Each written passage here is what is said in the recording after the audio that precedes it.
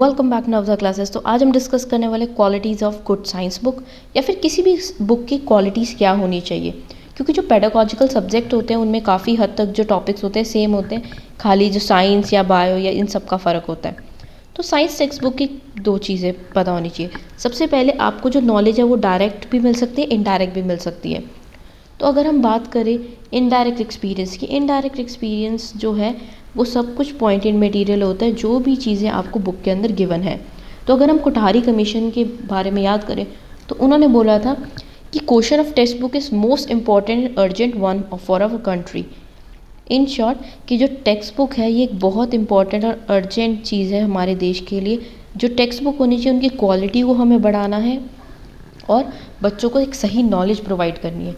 और science book की जो हमारी मेन एम है वो यही है, बच्चों की डेवलपमेंट हो और वो नई नई चीज़ों को डिस्कवर करें, स्पेशली फैक्ट्स। तो एक गुड टेक्स्ट बुक क्यों चाहिए, उसके क्या क्या फंक्शन है।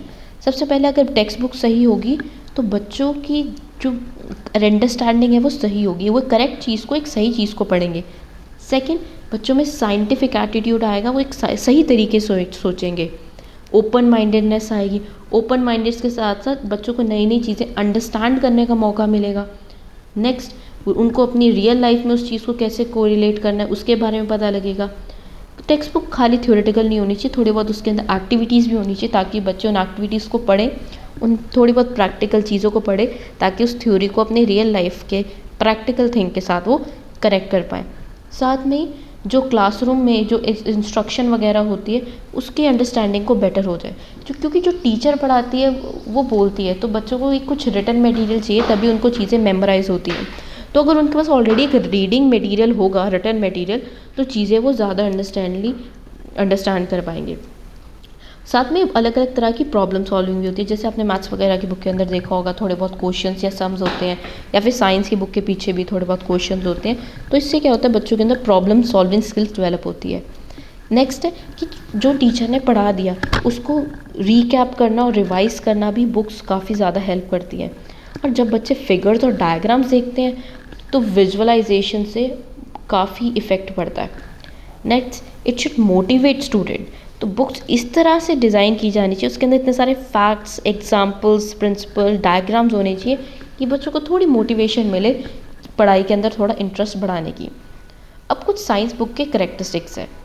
ऊपर तो था फंक्शन कि बुक अच्छी क्यों होनी चाहिए, अब हम पढ़ रहे हैं कि अच्छाई क्या है, एक अच्छी बुक कैसे डिज़ाइन की जाती है। तो सबसे पहले बुक जो लिख रहा है उसका ऑथर, उसकी क्वालिफ़िकेशन भी ज़्यादा होनी चाहिए और उसका एक्सपीरियंस भी ज़्यादा होना चाहिए।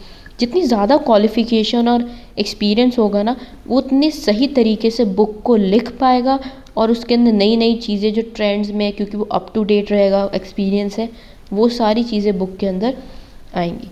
सेकेंड है mechanical feature of mechanical features का मतलब ये नहीं है कि बुक के अंदर क्या लिखा हुआ है, किस स्टाइल से लिखा हो गया है, किस पेपर और प्रिंटिंग। क्योंकि जो अपीयरेंस होती है ना बुक की, वो बहुत ज़्यादा मैटर करती है। अगर साफ़ सुथरा और सुंदर लिखा होगा, फ़ॉन्ट काफ़ी ज़्यादा बड़ा होगा, रीडेबल होगा, तो बच्चे उस तरह की बुक पढ़ना पसंद करेंगे। बच्चों को जिस बुक को पढ़ना पसंद हो गया तो ऑब्वियसली वो सब्जेक्ट पढ़ेंगे। अगर उनको बुक ही पसंद नहीं आ रही तो उनका इंटरेस्ट धीरे धीरे उस सब्जेक्ट में कम हो जाएगा, क्योंकि वो उसको इतना प्रेफरेंस नहीं देंगे पढ़ने के लिए। और प्रिंटिंग मिस्टेक जितनी कम से कम हो सके उतना बेटर रहेगा। और डायग्राम्स या पिक्चर या स्केचेस होने चाहिए, क्योंकि जब तक डायग्राम, पिक्चर या ये सब चीज़ें नहीं होंगी ना तो बच्चों को इंटरेस्ट नहीं आता, और अगर इंटरेस्ट नहीं आएगा तो फिर सब्जेक्ट की बुक का फ़ायदा भी नहीं। नेक्स्ट है subject matter, nature and organisation. तो हमें पता है कि जो बुक होती है काफ़ी सही तरीके से बच्चों की मेंटालिटी के हिसाब से, उनके मेंटल लेवल के हिसाब से डिज़ाइन की जाती है। और यहाँ पर जो हमने कंटेंट लेना है उसका गोल और एम हमें पता होना चाहिए कि अगर हम बच्चे को ये पार्ट सिखाना चाहते हैं तो हम खाली वही चीज़ जो है ऐड करेंगे, उसके अलावा कुछ भी एक्स्ट्रा ऐड नहीं करेंगे। और थोड़े बहुत एग्जाम्पल, सोशल रेलेवेंस। नेक्स्ट है content should be presented in integrated whole, not as disjoint topics.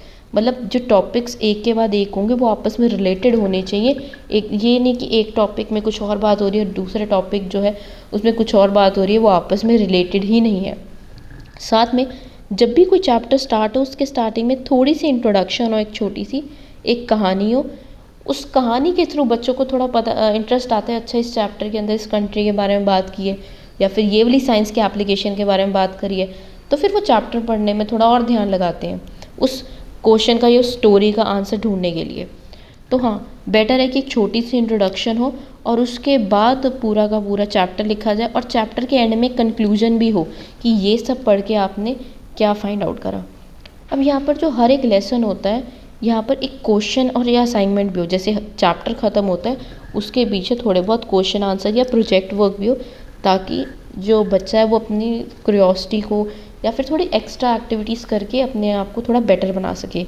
और text book table of contents के बिना इनकम्प्लीट होती है, तो figure, index, table of contents डालना या फिर लिस्ट ऑफ टेबल्स आना बहुत ज़्यादा ज़रूरी है बुक में। और अगर एंड में नहीं तो एटलीस्ट बुक के एंड में एक रेफरेंस बुक ज़रूर होनी चाहिए कि अगर आपको ये बुक पसंद आई, इस बुक के ये चैप्टर्स पसंद आए और इनको अगर आप डिटेल में पढ़ना चाहते हो तो आप उन बुक्स को पढ़ सकते हैं। तो रेफरेंस बुक के बारे में ज़रूर लिखा होना चाहिए। और जो वोकैबुलरी होनी चाहिए थोड़ी सी अंडरस्टैंडिंग होनी चाहिए, यानी कि बहुत ज़्यादा डिफ़िकल्ट भी नहीं होनी चाहिए, सिंपल होनी चाहिए और सही प्रिसाइज होनी चाहिए। लेंथ भी बहुत ज़्यादा नहीं होनी चाहिए, परसेंटेज ठीक ठाक होनी चाहिए जो चैप्टर्स की लेंथ है, क्योंकि बहुत शॉर्ट होंगे तो नॉलेज नहीं मिलेगी, बहुत लॉन्ग होगा तो बोरिंग सा हो जाएगा। सो बेटर रहता है कि एक लेंथ मीडियम सी रहे। Thank you.